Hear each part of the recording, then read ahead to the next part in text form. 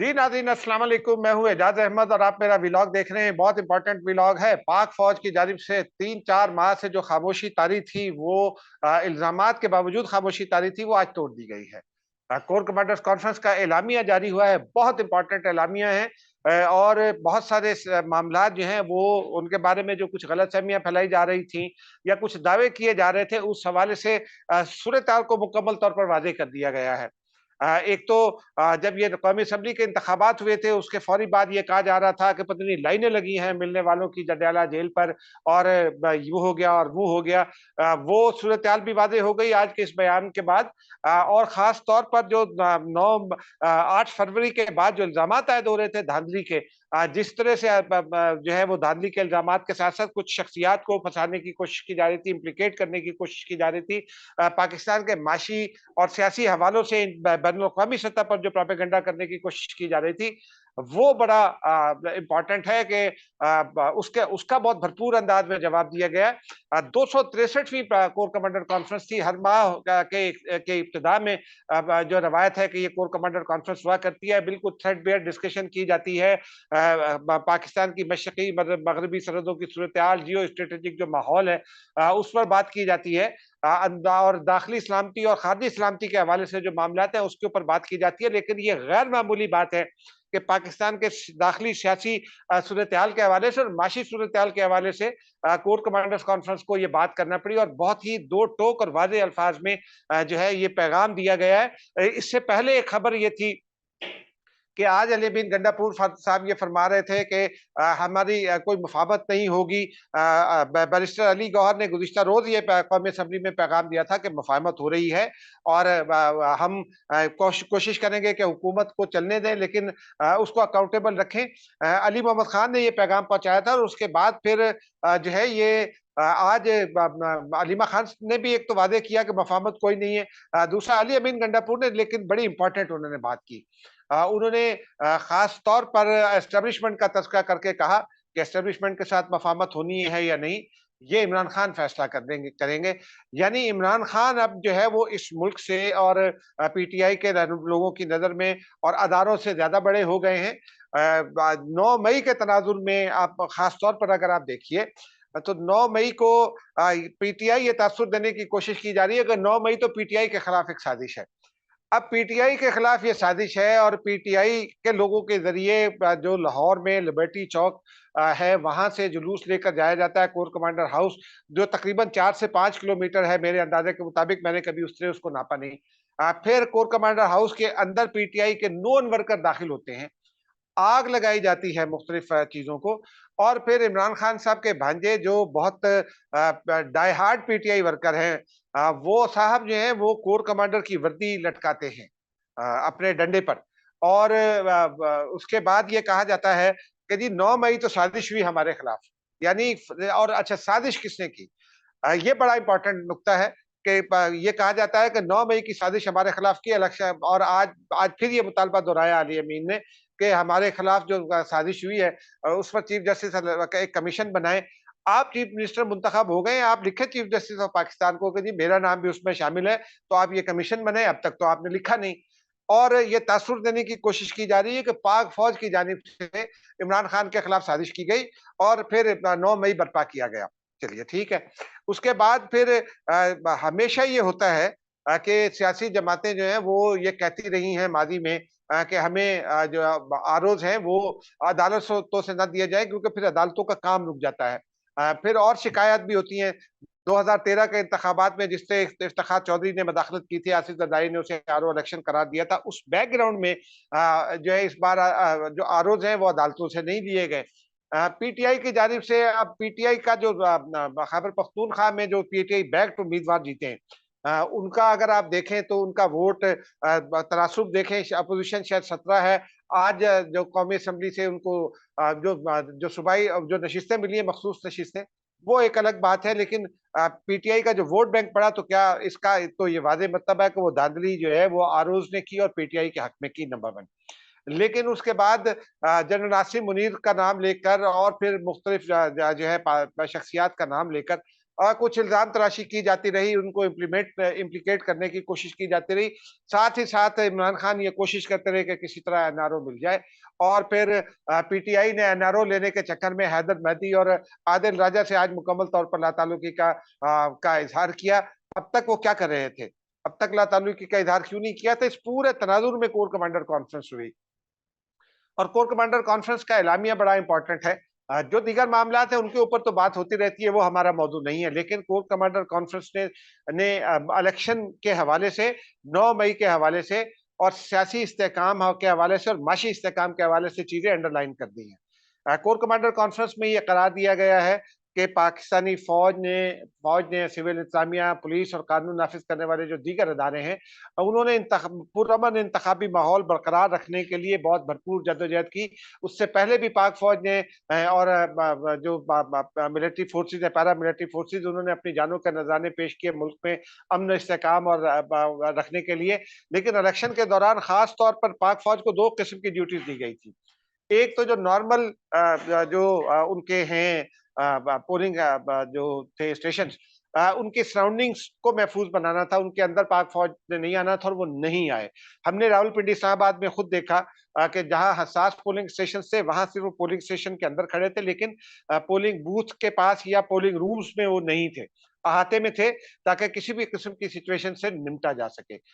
उसके अलावा जो हसास पोलिंग स्टेशन थे उनकी जिम्मेदारी पाक फौज को दी गई थी और वो हसास पोलिंग स्टेशन ज्यादातर खैबर पख्तूनख्वा में थे।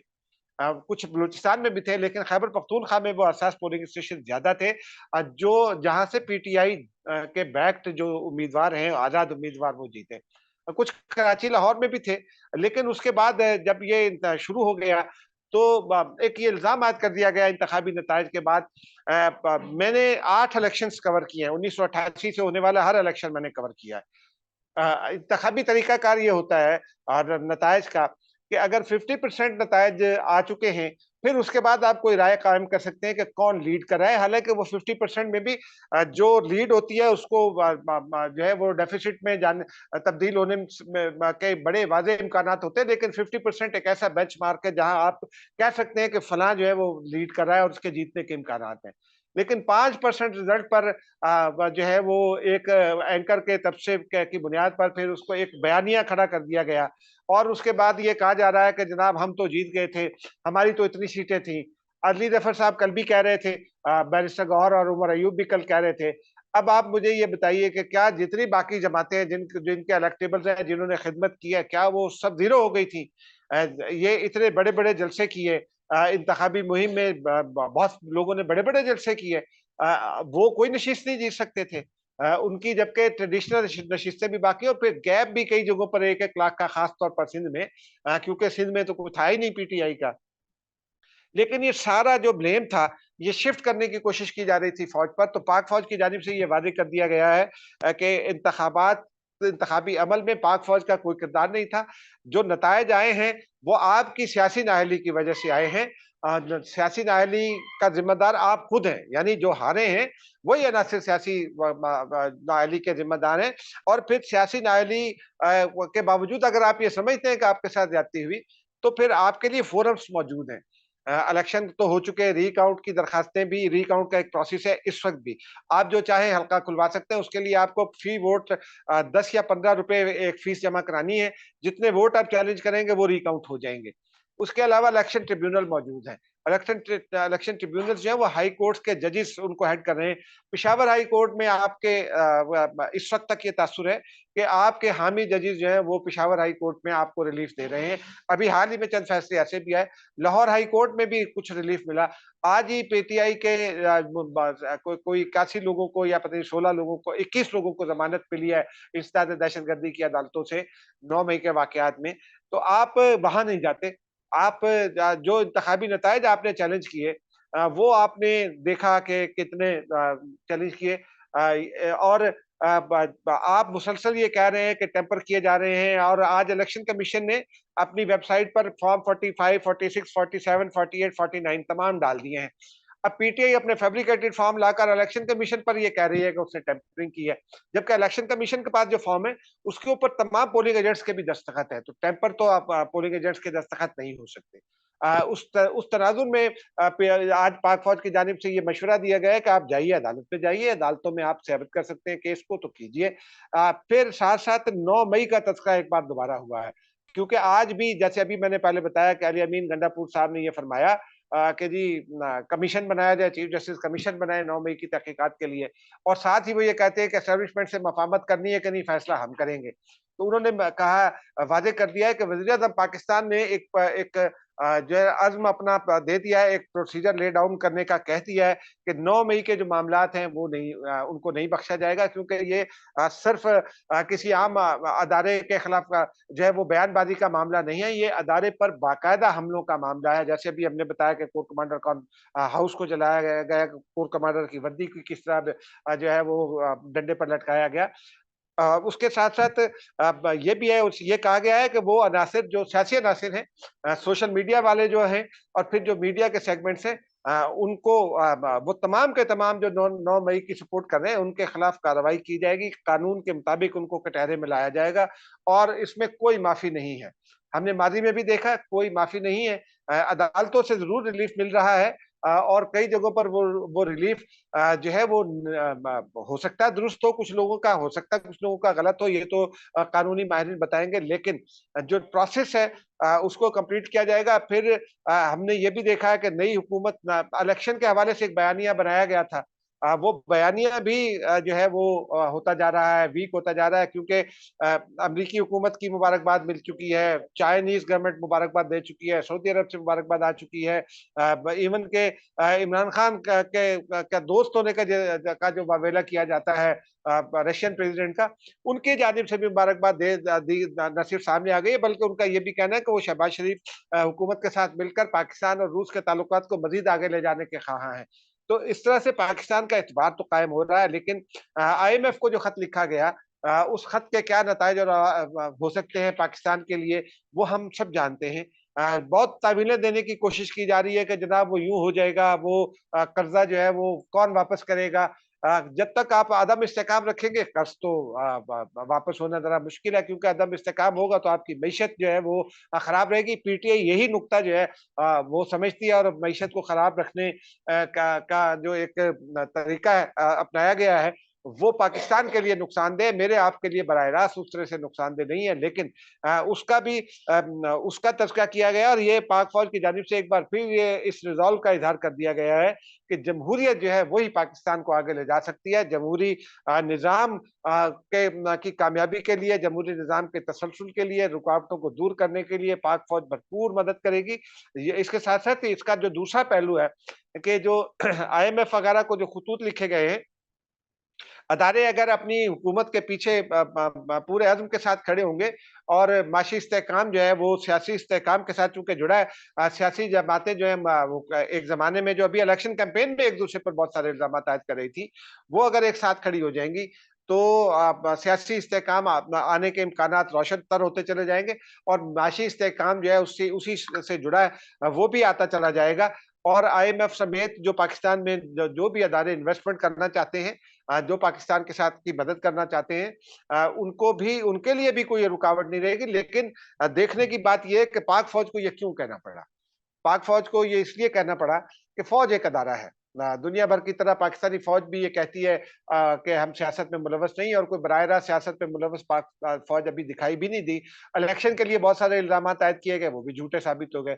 अब सिवाय इसके कोई चारा नहीं था कि पाकिस्तानी फ़ौज को और जनरल आसिम मुनीर को, या डीजीआईएसआई को, या कुछ और जो अफ़सरान हैं उनके नाम लेकर कुछ प्रोपेगेंडा किया जाए, और उसके नतीजे में पाकिस्तान जो अदम इस्तेहकाम का शिकार होगा, पाकिस्तान से बाहर बैठे अनासिर, खास तौर पर एक सियासी जमात के जो हामी अनासिर हैं, वो ये सारी कोशिशें कर रहे हैं।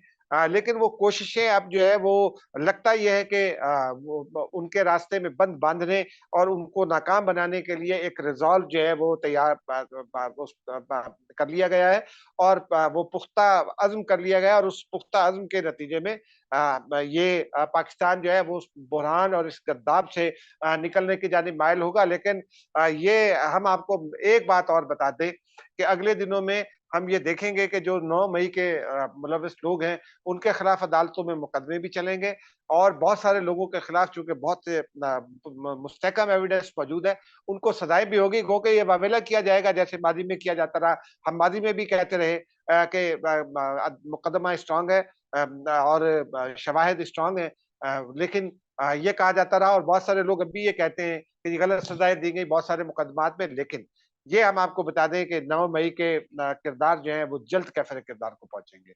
अब तक के लिए नाज़रीन इतना ही, मुझे इजाज़त दीजिए, खुदा हाफ़िज़।